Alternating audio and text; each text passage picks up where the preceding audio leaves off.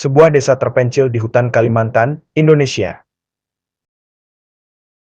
Di tengah rimbunnya hutan Kalimantan, terdapat sebuah desa kecil bernama Sundai Mirin.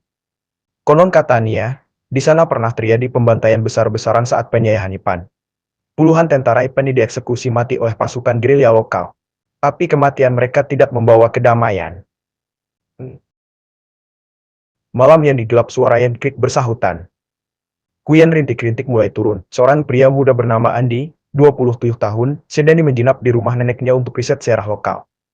Andi berbisik ke dirinya sendiri menurut catatan, ada berat tentara Ipan tua di sekitar sini tempat mereka dibantai.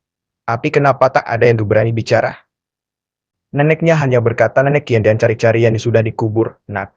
Hantu Ipan itu masih baris sampai sekarang.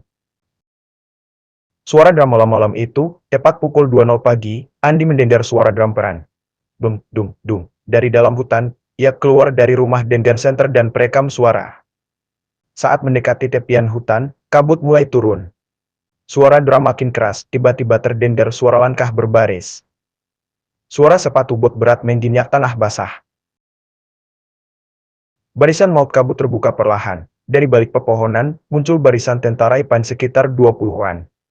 Mereka memakai seragam perang lengkap, membawa bayonet dan senapan, tapi tak satu pun dari mereka punya kepala.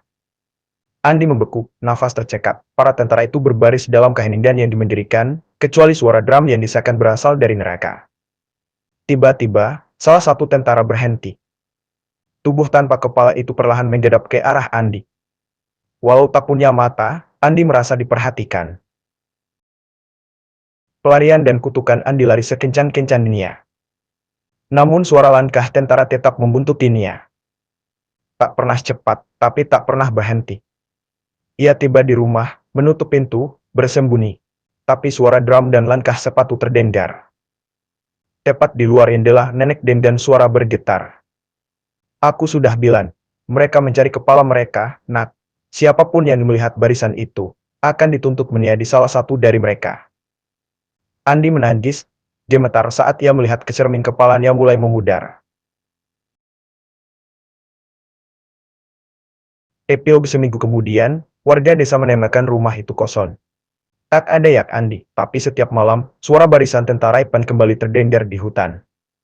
Kini, jumlahnya 21 tentara tanpa kepala.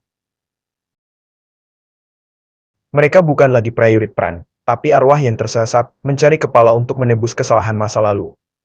Dan jika kau cukup berani untuk menyusuri hutan itu malam hari, mungkin kau akan melihat barisan mereka. Tapi berhati-hatilah, ya dan tatap terlalu lama. Karena begitu mereka tahu kau melihat, mereka akan menuntut kau untuk ikut berbaris